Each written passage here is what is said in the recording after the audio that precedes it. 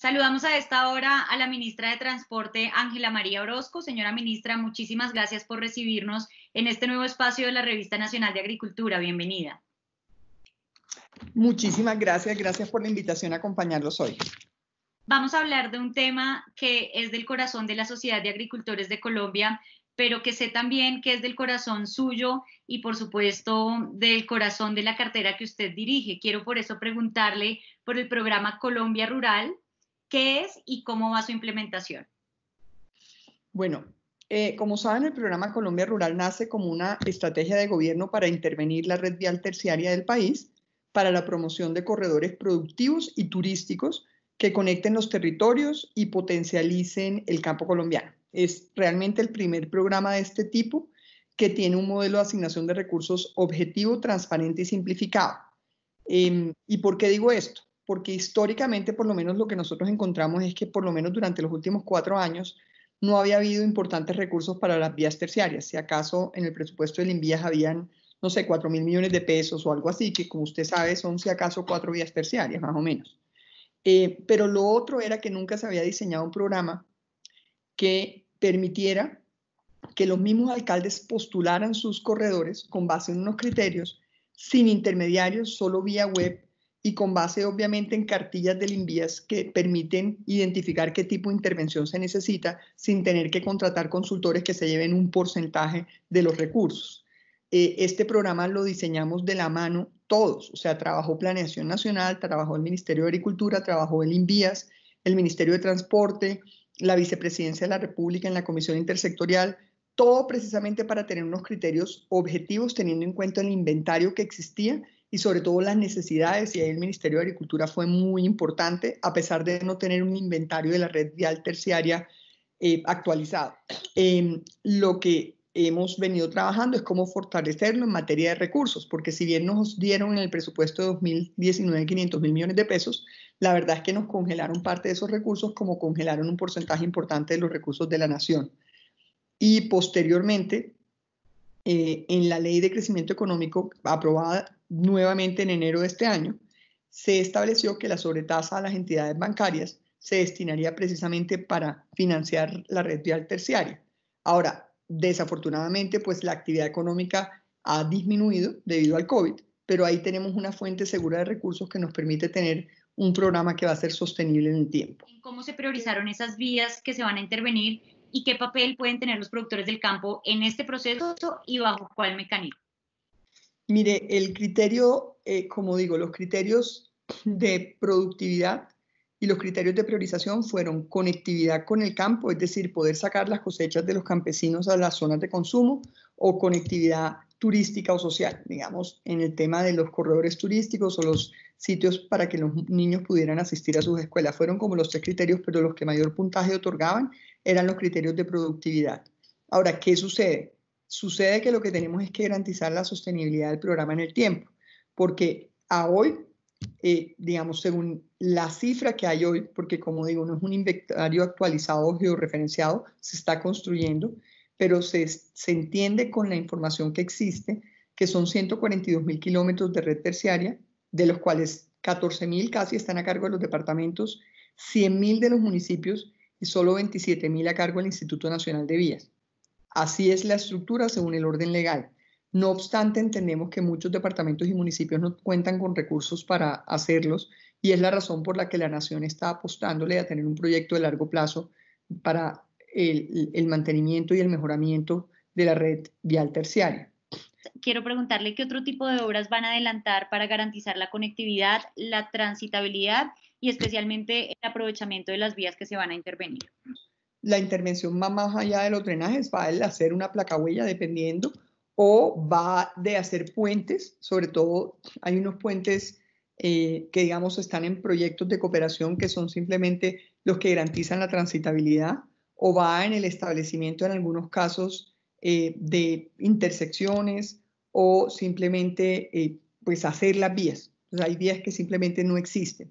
Luego son, digamos, lo importante es que el INVIAS ha desarrollado un conocimiento y unas cartillas tipo de, dependiendo de la necesidad, el tipo de intervención. Creo que eso es lo que nos va a garantizar que hay un eficiente manejo de los recursos y una participación muy importante de la comunidad en ella. Ya nosotros, con la primera fase que se descongeló, vamos a poder salir a, digamos, ya a suscribir los convenios y están en licitación a más tardar en agosto, y eso lo que va a implicar es un seguimiento muy detallado de esa primera fase de que se pudo adjudicar de Colombia Rural por tener los recursos, y ahí el reto viene en la ejecución.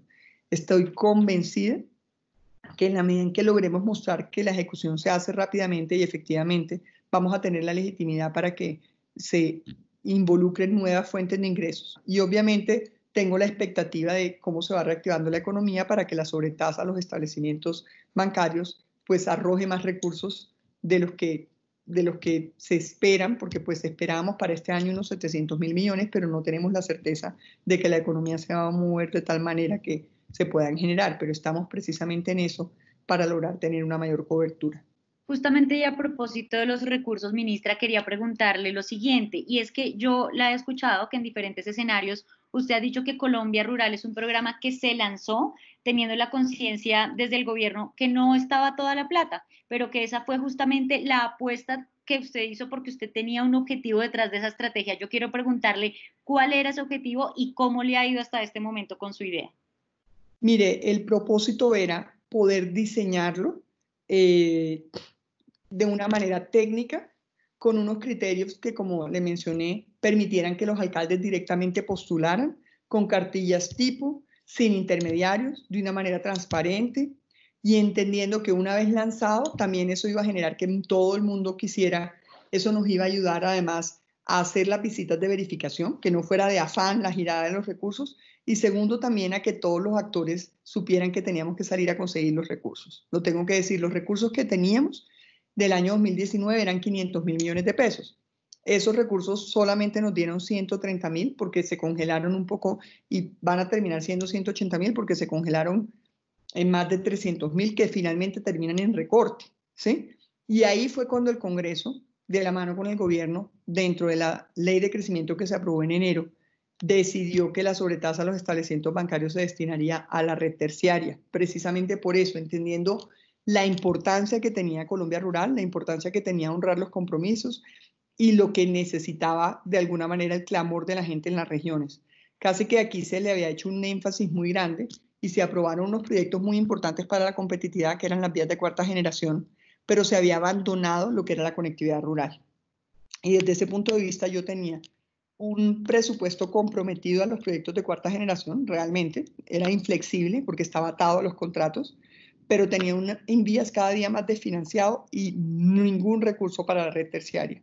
Y llegó el momento de buscar y dar la pelea para todos de manera conjunta conseguir recursos para la red terciaria. Y como digo, todavía tenemos un espacio de discusión que dar, lo estamos dando, pero hay un convencimiento en el Ministerio de Hacienda, en el Gobierno Nacional y el presidente personalmente de que la asignación de más recursos para Colombia Rural, para honrar primero estos 938 municipios y luego sacar una segunda convocatoria, es una oportunidad enorme porque genera mucho más empleo las vías terciarias que una vía, digamos, una autopista, y en la reactivación con ocasión del COVID van a jugar un rol fundamental. Entonces, sí, yo creo que el propósito era primero tener el tiempo para hacer una planeación del programa absolutamente técnica, que hubiera un registro, una georreferenciación. Se ha venido construyendo esa georreferenciación con Big Data, con unos recursos del Banco Mundial y con unos niños expertos en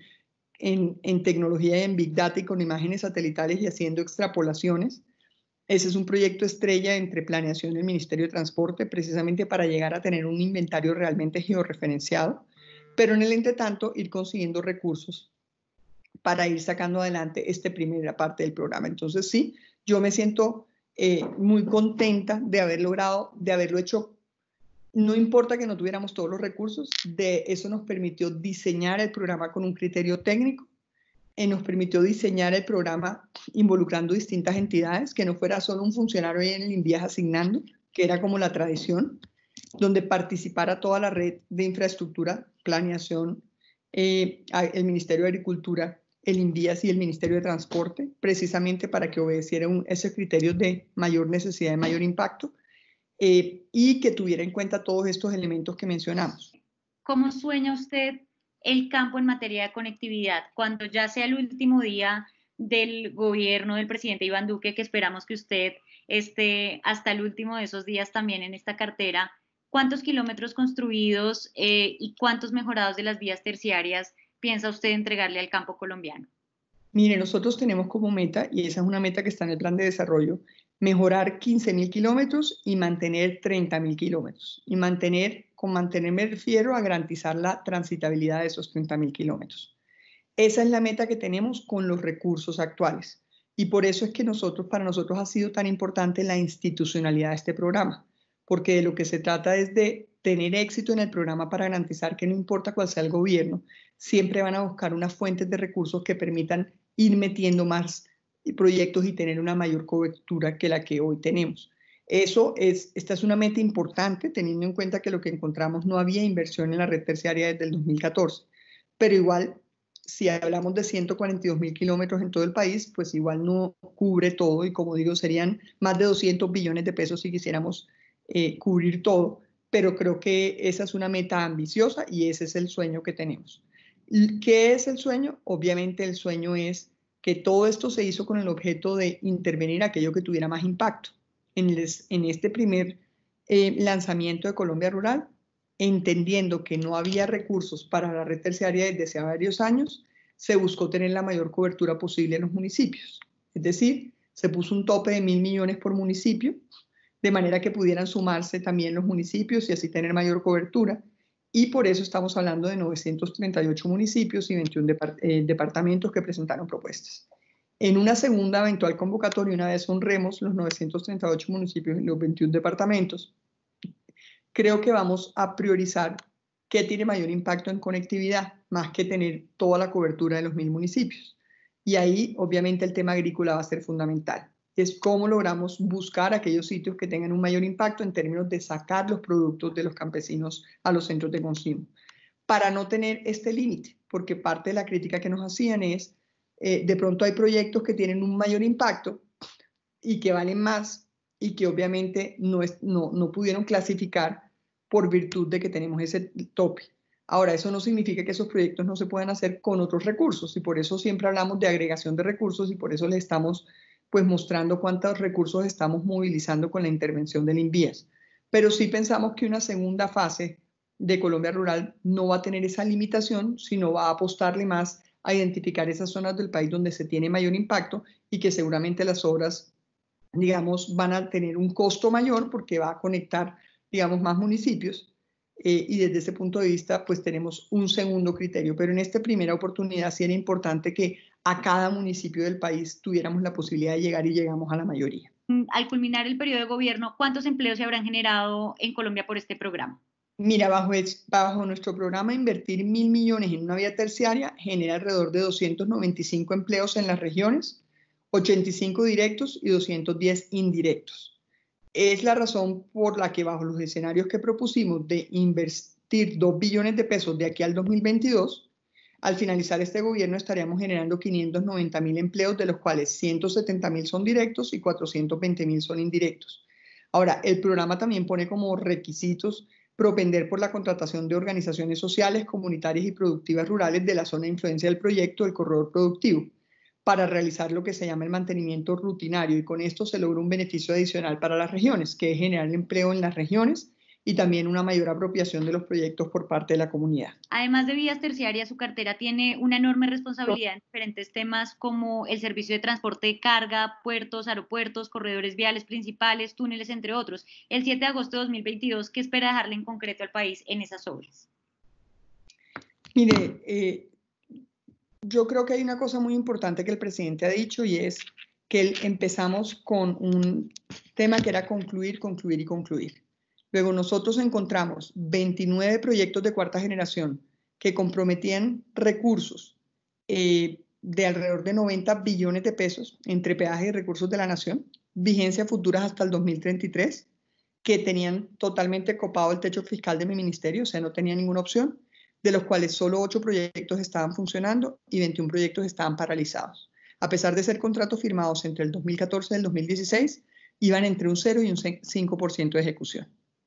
Lo primero era identificar los problemas, trabajar con todos los actores públicos, privados, las regiones, las comunidades, los entes de control, etcétera, y todos los ministerios para reactivar los proyectos. Hoy tenemos 24 proyectos reactivados, 24 proyectos que están generando empleo en todas las regiones del país. Hoy tenemos el sector, digamos, que primero se reactivó en el segundo aislamiento fue este, y nos faltan tan solo 50 contratos de los 890 contratos que estaban vigentes a febrero de este año entre la ANI, el INVIAS y la Aeronáutica Civil. Entonces, eso es lo primero.